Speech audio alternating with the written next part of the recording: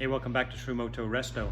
And on today's video, we're going to take a closer look at the KTM RC8 track bike. We're going to make a MotoGP replica bike out of that, and so let's see what it needs.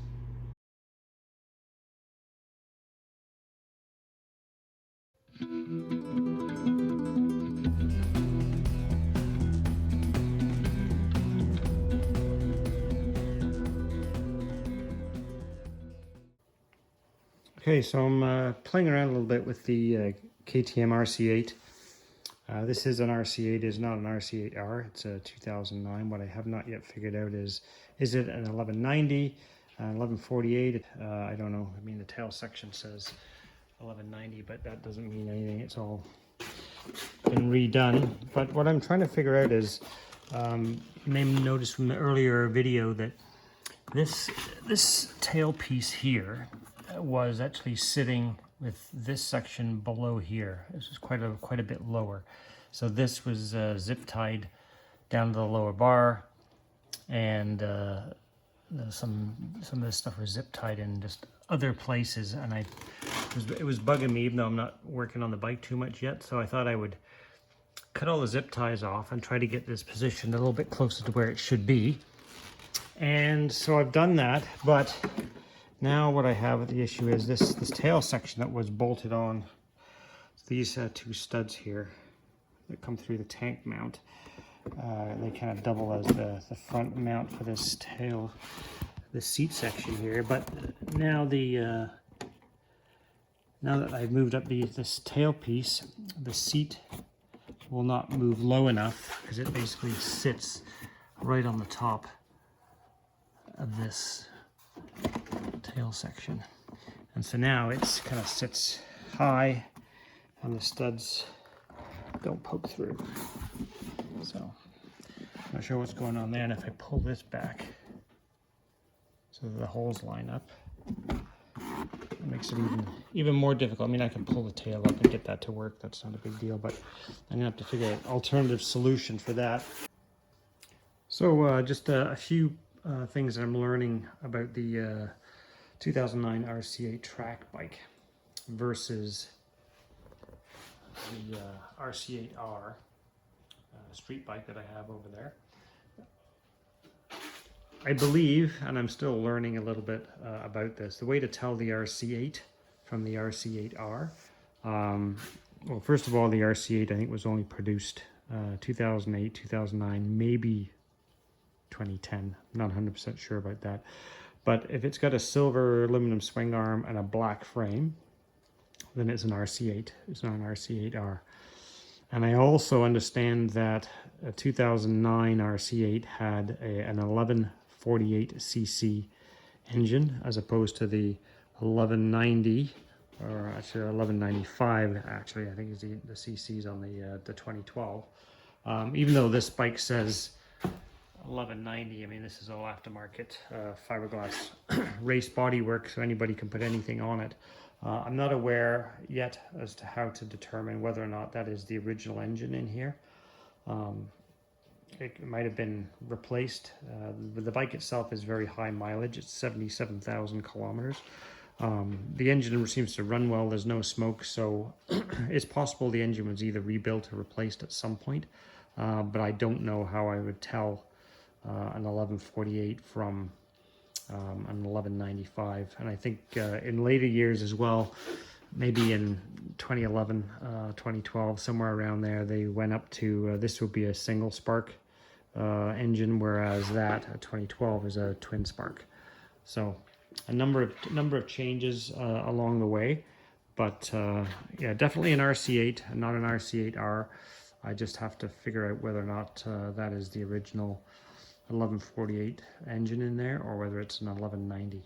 The RC8 also has the kind of a silvery colored Brembo brake calipers on it as well, whereas the RC8R are black. RC8R black swing arm, orange frame. RC8 silver swing arm, black frame. Okay, well, aside from the bodywork that's on the bike, which Generally doesn't look too bad, except that this piece has been hacked out here. You can see that it's kind of been hacked away on both sides, so that's not good. And then the belly pan is pretty kind of, I don't know, it's kind of janky down here. There's not really much left holding it together. That was just a rock that fell out of there.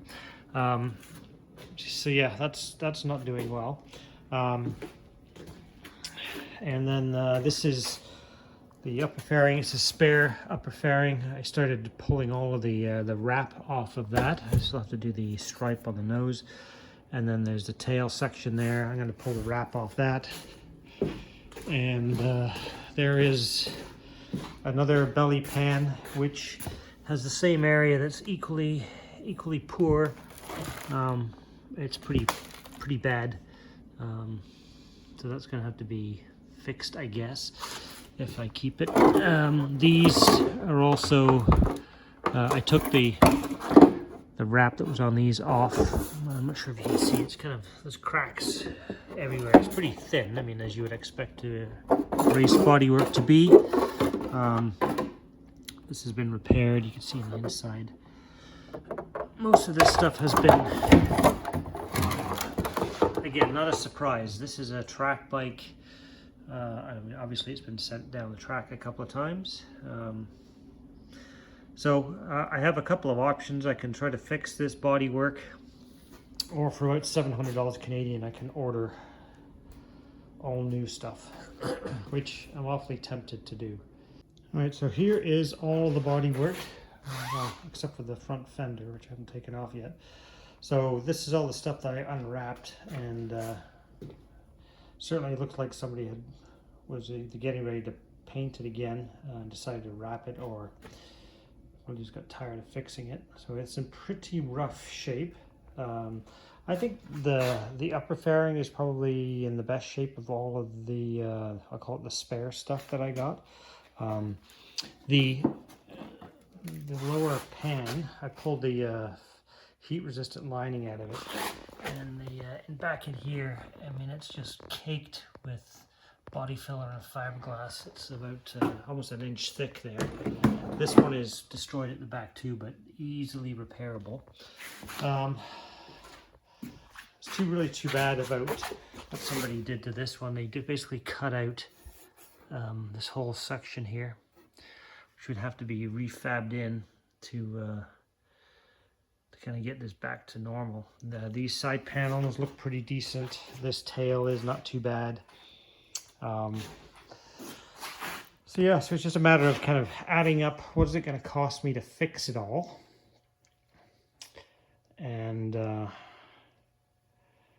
then decide if I'm just going to do that or I'm going to buy new bodywork. My problem is, being as OCD as I am, I'm not going to be able to just leave any of this stuff anyway. Like, I'm just going to be compelled to fix all of it, no matter what. I don't know, I got some soul searching to do. As I said, for $700 Canadian delivered, I can get the side panels, the upper fairing, and a full tail section, and a belly pan. The only thing that doesn't come with that is a tank cover, which I don't think I'm going to need anyway, and it does not include a front fender. So yeah. And then just so we can see under the skin here,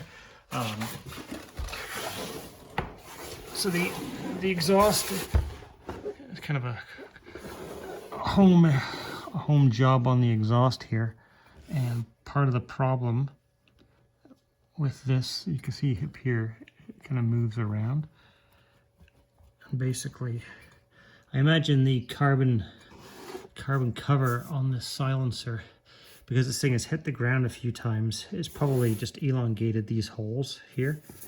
So that's not the end of the world. It wouldn't be too difficult, I don't think, to pop a few additional, either drill these out and re-rivet it, or put a couple of additional rivets in just to stiffen that up. And then of course it's moving this way as well. So and it's held up by some sort of janky wire here, which is doing pretty much nothing. And then it's got this really coarse chop job on the tip of the pipe there. So, you know, that needs to be cleaned up. I mean, that would take your finger off right there. That's just, this is sharp here. This is all sharp in here. It's just put through a chop saw or use a grinder or something to cut that off. It's a pretty janky job, so we gotta clean that up. But aside from that, I mean, that's small potato stuff, really. I don't think that's a big deal at all.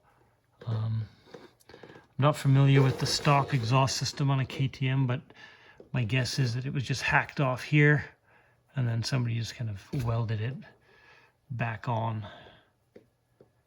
So it's not pretty, but you know, you're not going to see it anyway. I'm not going to convert this to a dual exhaust setup. I'd love that, but that's just not realistically going to happen. So yeah, we'll pull off the rear hugger still, and we'll pull off the front fender, and yeah, we'll just keep on. I'm still kind of sitting in the lineup here. I haven't pulled it onto the workbench or anything, but I kind of got started pulling stuff off, and then I didn't stop. So on the fairly decent white bodywork, it also appears that this is all wrapped as well, both the orange and the white, with some decals over top. So in order to get a proper and full assessment, I am going to have to strip all of that off. I'm pretty certain that this is paint. You can feel the difference with your fingernail. This has kind of got a soft feel to it, so you kind of know it's vinyl. So front fender and the rear hugger are off. So now it's just the gas tank on there, obviously. So yeah, lots of vinyl still to strip off. That tank has a vinyl wrap on it as well. Seriously considering taking the swing arm off as well, and painting it just for the look that I want. So we'll see how far I want to take that, but I might have to take that swing arm off. I can't see myself living with a silver swing arm. Okay, it came with two different windshields. This is the one that was on the bike, and I imagine this is kind of the earlier style where the windshield is kind of sculpted this way, and then the later style. They're both KTM windshields. This looks a lot more like the one that's on my my street bike. So yeah, all that orange wrap has to come off.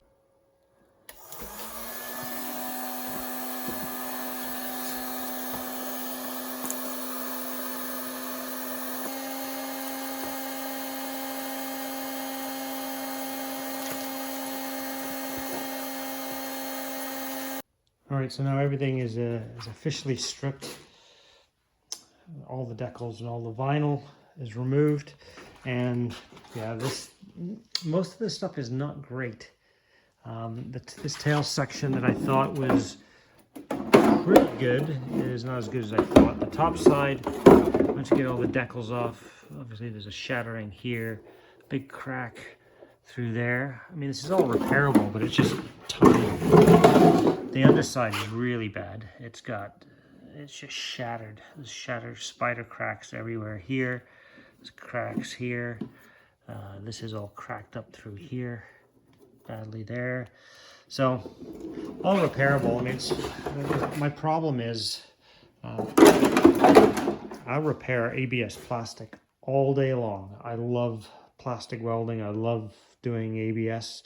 I cannot stand doing fiberglass repair. It just annoys me for some reason. I think it's not the actual repairing part of it. It's the sanding the stuff down, because it seems to take forever to sand the stuff back and get it smooth again. So what I have done is I've ordered a brand new set of Bodywork off eBay.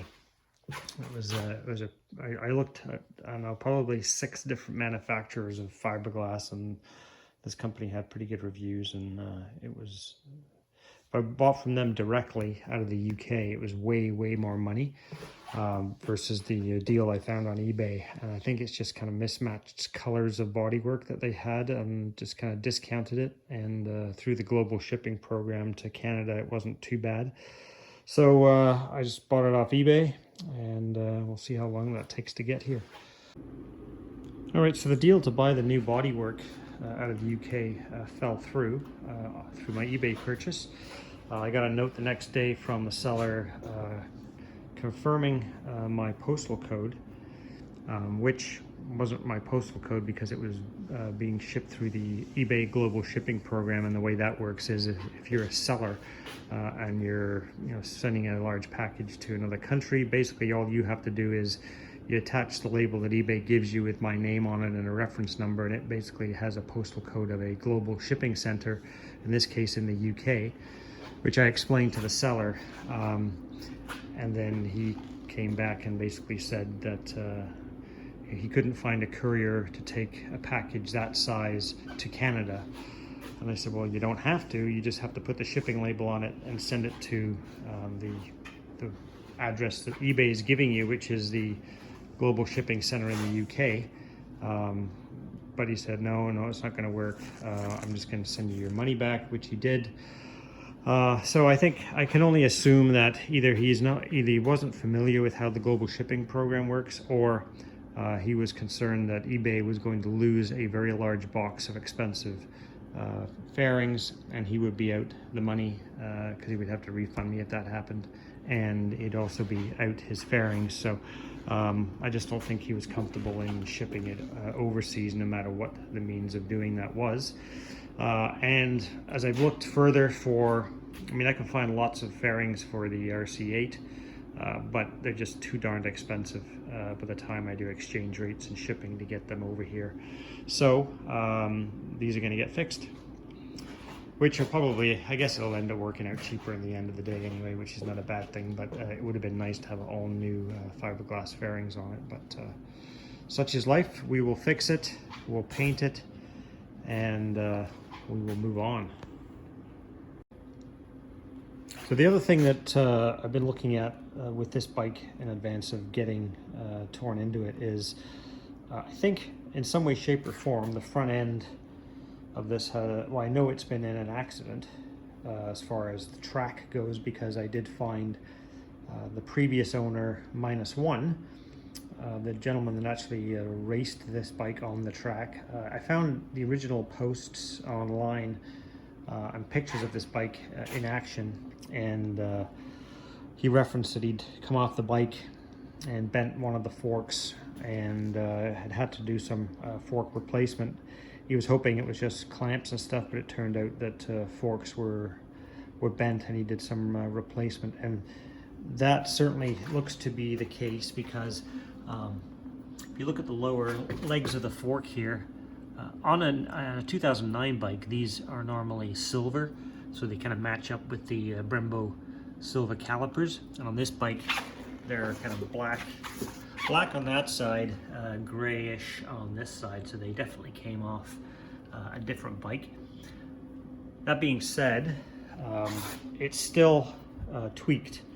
I say, what do I mean by tweaked? If I straighten that wheel out so that it's kind of sitting square to the bike a little bit, I know it's kind of hard to tell here, but if I come down here, this triple clamp is a few degrees tilted this way.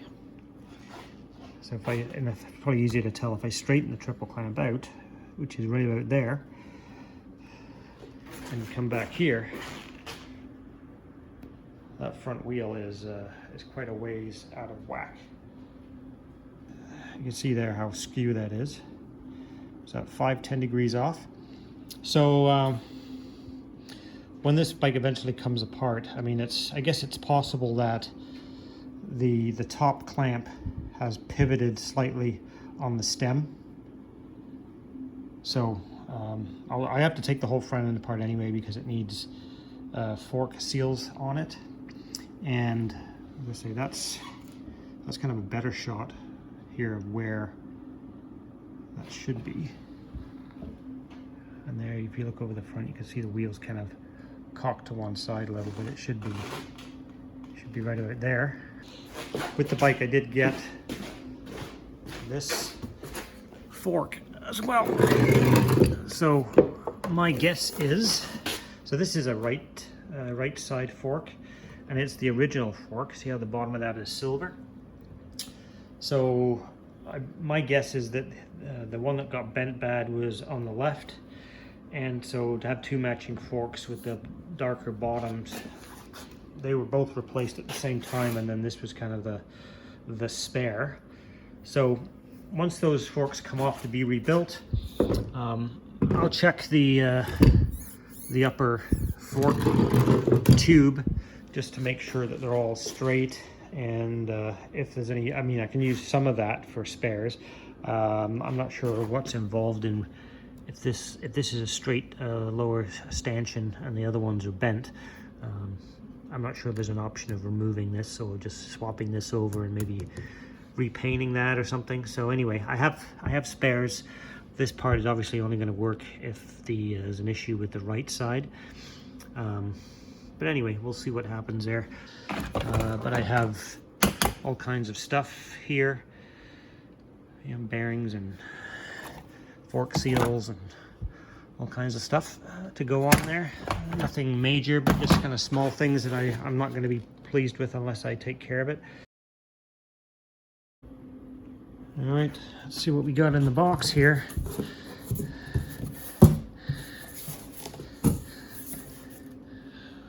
New fiberglass panels.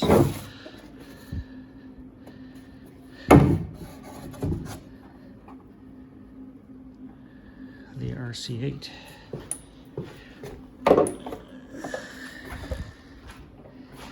Let's see what sort of quality we have.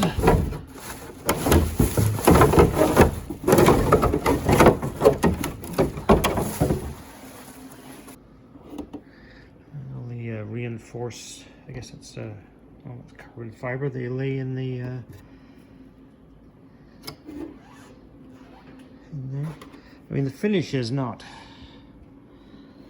brilliant. I mean, it's not like you can get away with not sanding and filling this stuff before you paint it. I have purchased reproduction fiberglass stuff that you could just basically paint and go, but this is not it.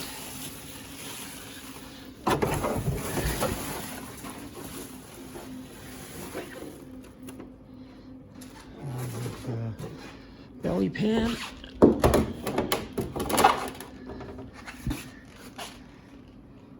So none of this stuff is pre-drilled. Some of the mounting holes are there and identified, but it looks like you gotta drill all your own holes for it, which I guess is not a really bad thing. And the front fairing is all one piece, as opposed to two separate pieces.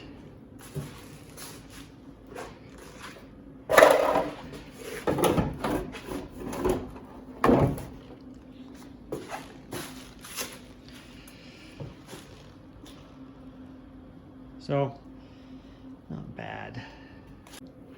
There's the tail unit, just kind of loosely fitted up. It's not terrible. It's not a terrible fit. It's not super great. I mean, the main tail unit fits better up against the tank and the frame than the other ones that I have. The actual seat pan doesn't fit super well at the back at the moment. But I think if I get some Zeus fasteners across the back and whatnot, we'll see how that works out. Those two plug holes right here, those will have to be drilled because there is threaded bosses there in the frame for that to screw back to, so that's good. But yeah, I'll have to try the other bodywork on and just see how it is. None of it's pre-drilled, which I'm okay with. I am gonna have to buy a bunch of Zeus fasteners of the right size and thickness to get all this stuff to fit together the way that I want it to fit, but I'll get it all mucked up. One thing I am definitely gonna have to rethink is if I use that new pan that I bought, and why wouldn't I? That exhaust outlet is not going to work because it's a good 3 or 4 inches further forward than it should be to exit out of the stock belly pan hole, and I don't want to be carving up this new belly pan, so that's going to have to get modified. I'm going to have to cut that off, I think, and do something different with that. So there's the upper fairing on. As I said, the upper and the side mid fairings are all one piece. Belly pan's laying down there underneath. And yeah, unfortunately, being as fussy as I am, this is going to take still a fair amount of work to get the finish the way I want it, because it is kind of going to be a showpiece. There's a lot of rippling. You see ripples here, and that's not unusual for fiberglass. There's ripples all down the sides. In shipping, this corner got broken off here, so I have to fix that. But yeah, I mean, it's not, I shouldn't really be too surprised, I guess. But it's fiberglass, it's lightweight, it's race bodywork, it is what it is. So it's better than having to fix all that other stuff that was also smashed up, and because the paint and the decal kit on this is going to be quite expensive. And so it would have really bothered me a lot if any of those panels had re-cracked. So yeah, best to just start fresh, and we'll see how this goes. I think the next video that I make, I'm gonna attach white paper to all of the fairings. I'm gonna draw on the decals where I want them so I can get the right sizes. Then my son is going to create all the vector files for the graphics company to use to generate the decal kit that I'm looking for. So that'll be the next video on this bike in a little while. In the meantime, stay tuned. There's lots of videos on some of the other bikes, stuff coming at you every week at least. And we'll talk to you soon. Thanks for watching. Please like, share, and subscribe. It really does help the channel. And we'll talk to you soon.